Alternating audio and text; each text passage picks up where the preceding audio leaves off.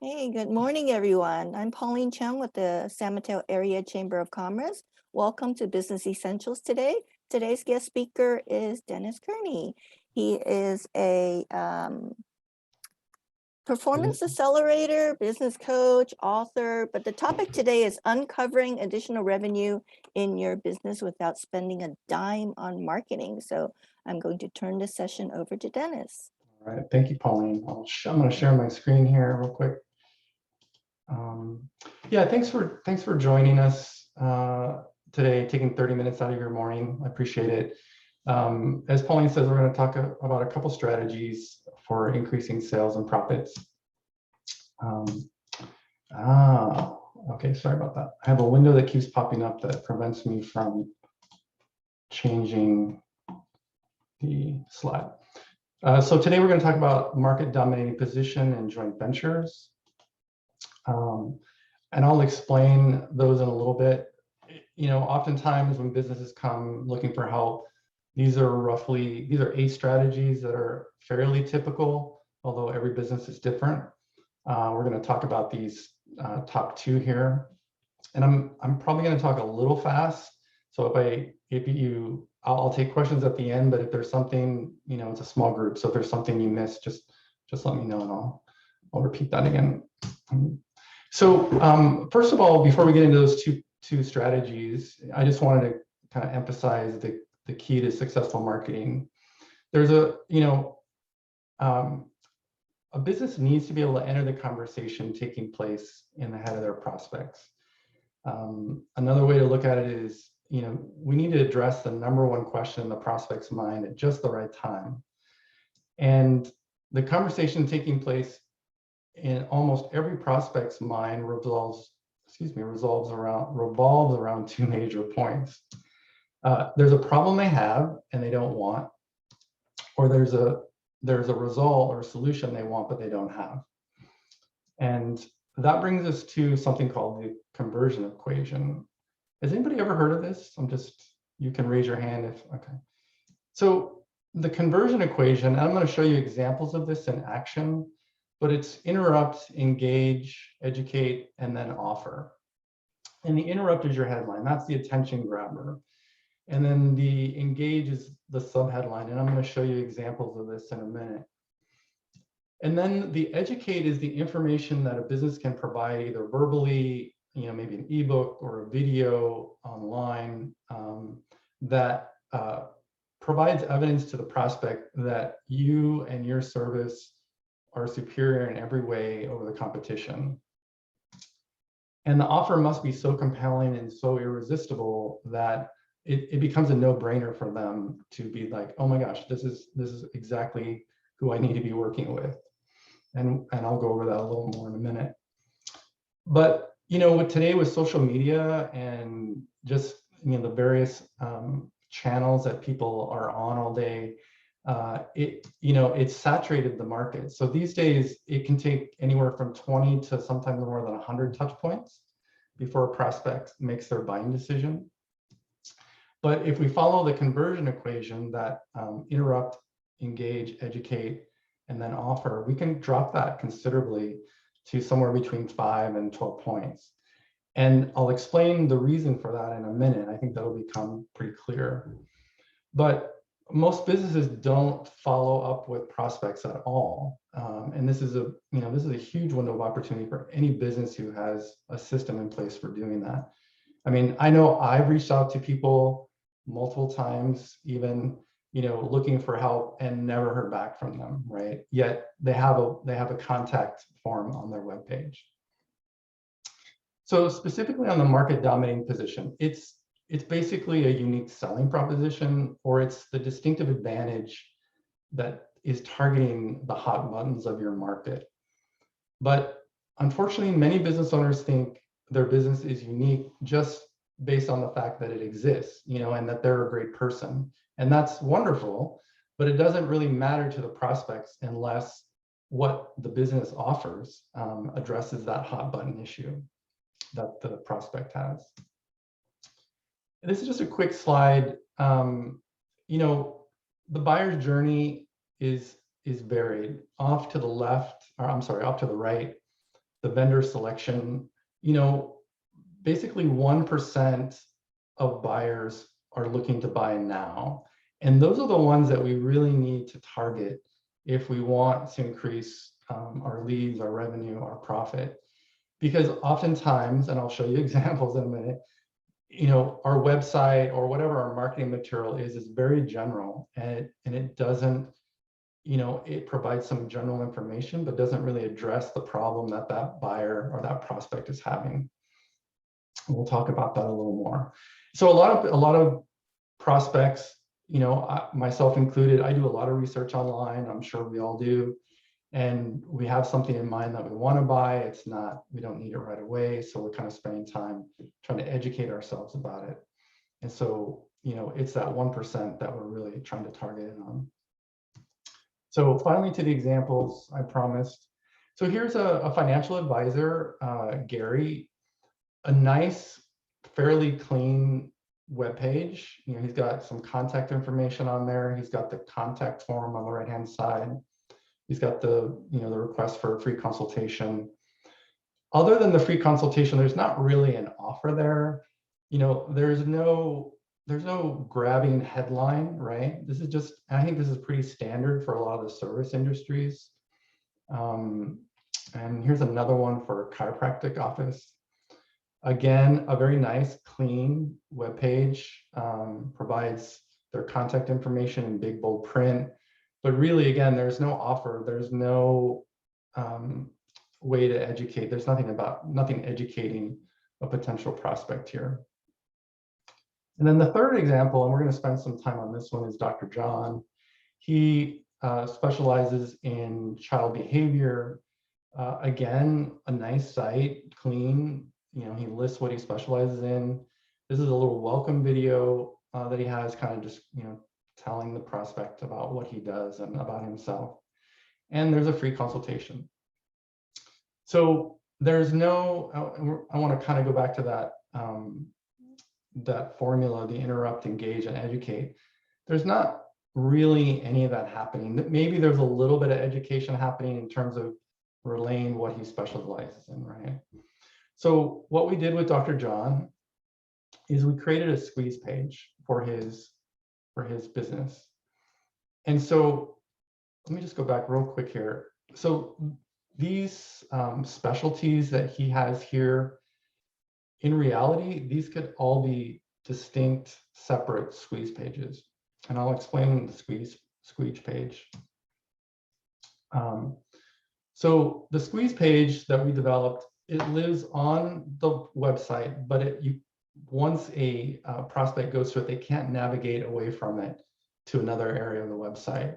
And so this page it stays there and kind of continually works to, when someone is searching Google, you know, at their wit's end for child behavior help, and you know, they're gonna stumble upon this and be like, oh my gosh, this is amazing. So I just want to point out that this is the interrupting headline at the top. He's basically talking to the prospect and telling them that he knows what they're going through. This second bit is the sub headline, discovering the secrets to controlling your child.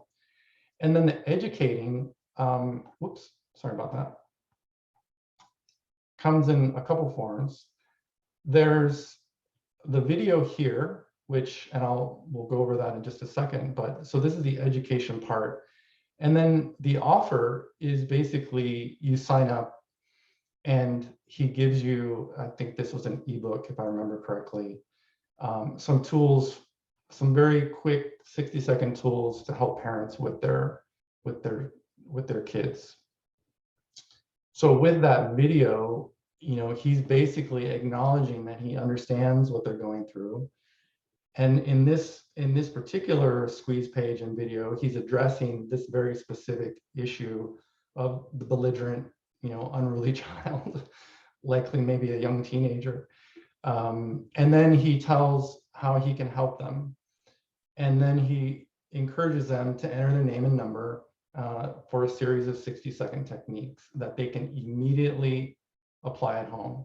So he's educating, he's offering, and he's giving them the solutions right here. He's not saying, call me.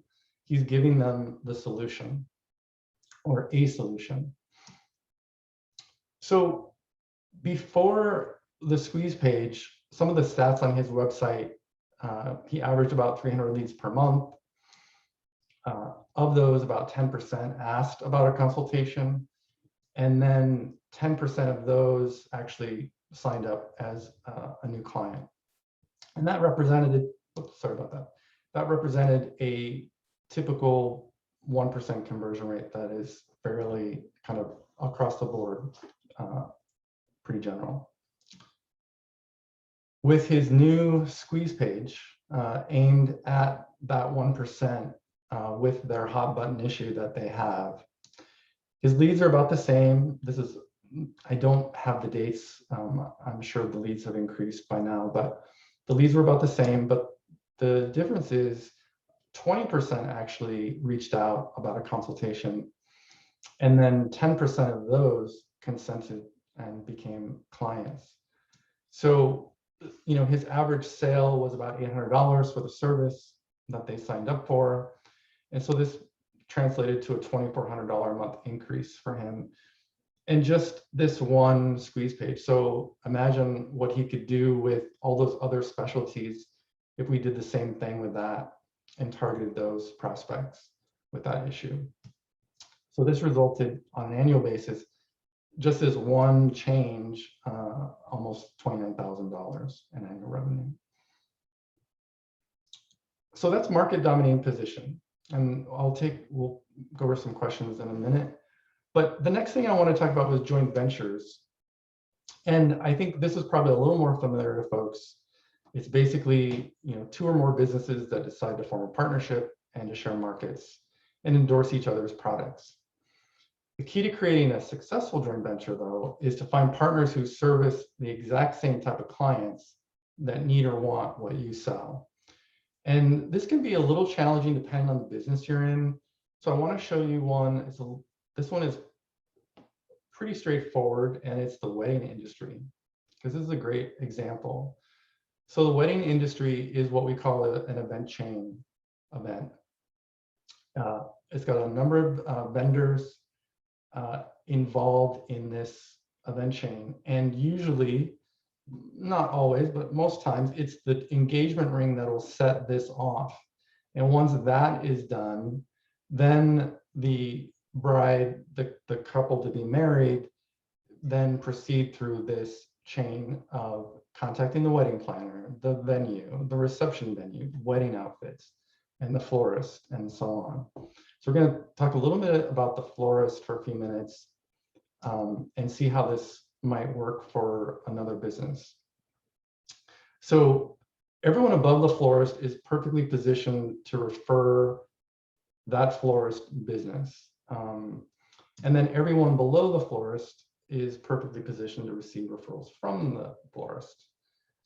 So basically, could the florist obtain just one referral each month from one of the businesses above? Not a referral from each of them, but just one of them, like maybe the wedding planner is a good one. Then could the florist send just one referral each month to each of the businesses below? So let's assume that an average sales price for the florist's wedding flowers is about $3,000. I think obviously the wedding industry is a little different in COVID era.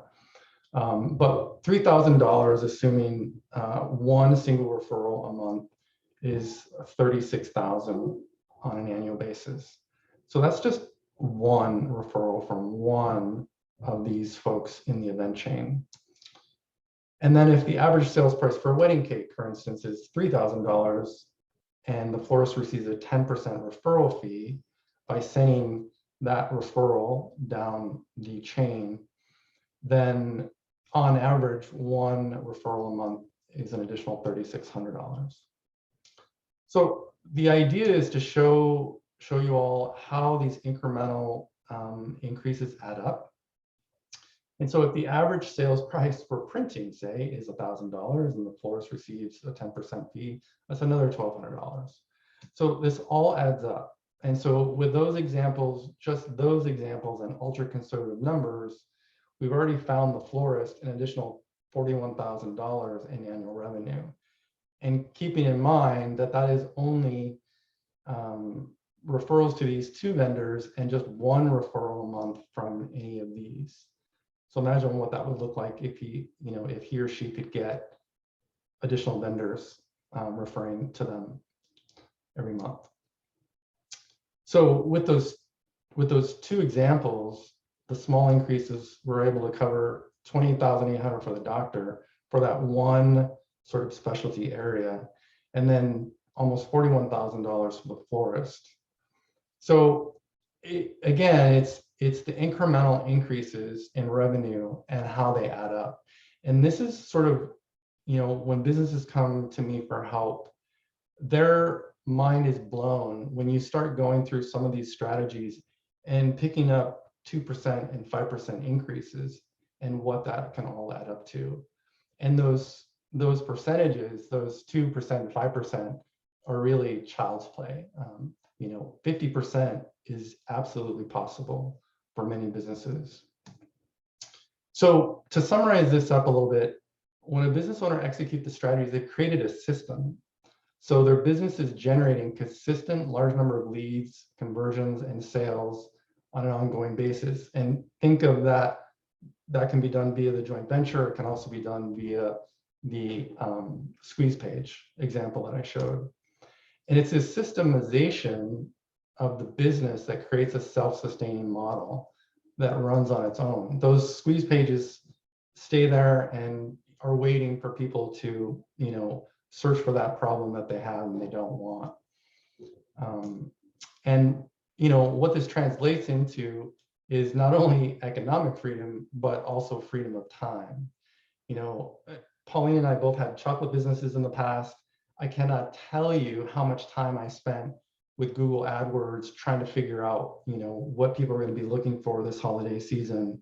And had I had, something like this, it could have been a game changer for me.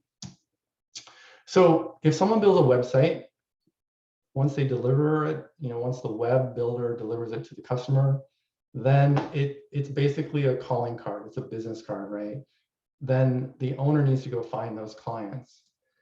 But when one executes, these two strategies and others that are typically come into play for a lot of the businesses, they'll always have new orders in the pipeline.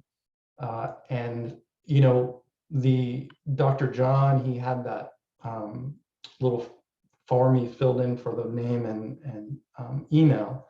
Well, those folks that didn't take advantage of the consultation got put into a drip campaign for his business. So it's sending out emails on a regular basis on various things. So once this stuff is set up, it's great.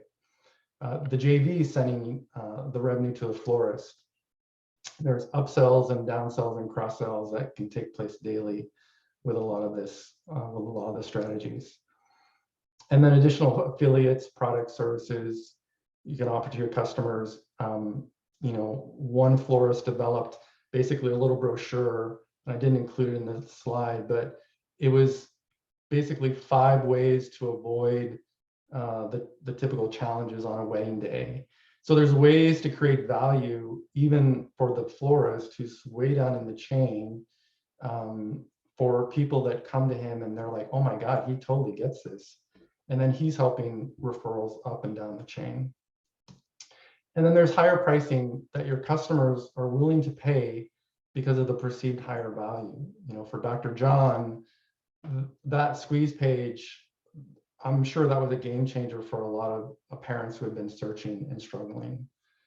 And then with all that, there's lower costs involved because you're not spending all that time.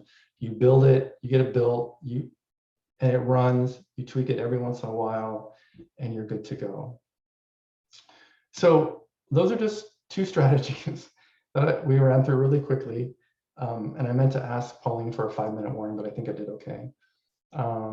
Any questions on any of that I went through? And if not, let me know offline. I'm happy to answer questions. If there's challenges that you or someone who has a business, another business owner that maybe might find this interesting, just let me know. Happy to talk to anybody. I'll mention one thing that you covered, Dennis, and that's how important it is to follow up. In our experience, when we engage with a potential client and they're just not quite ready, or the finances aren't there, or they're doing okay with their current service provider, that's totally okay. Right. I don't remember which investor said it, but no just means no right now. Exactly. Right? Yeah. And so what we'll do is we'll put them into our sales pipeline. So I've got this spreadsheet of all the potentials over the last 3, 4, 5 years. Right. And every quarter, every few months, every month, just drop them an email. Hey, how's it going? Here's an article you might like. Here's an invite to a webinar. And by being in the back of their mind, when the opportunity does come up for them to switch, you'll be there.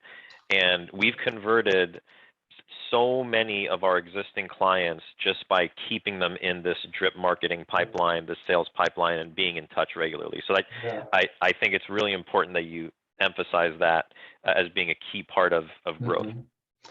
Yeah, and that I'll cover that more in if I did some drip campaign.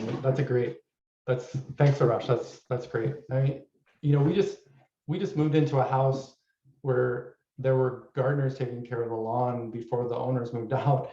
And I was kind of hoping that they would come around and be like, oh, hey, you're the new owners. Would do you need your grass cut? Because we do, right? And now I gotta go look for somebody. Yeah, it's a game changer. That drip campaign can be a game changer, really.